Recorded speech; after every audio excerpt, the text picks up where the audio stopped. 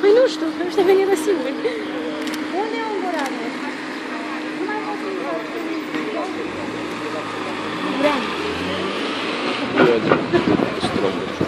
unde e bebe? Că noi îl așteptăm, nu?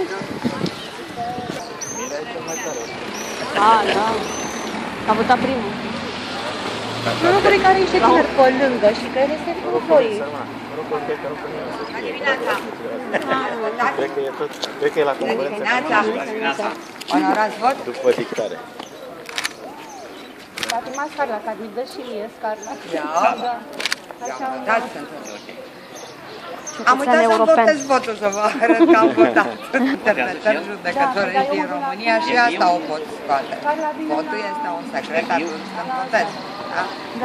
După ce am ieșit de acolo și pentru mine, așa, ca să păstrez în amintire lista de vot pe care am votat-o. Chiar crezi că nu pot să mi-l povesc?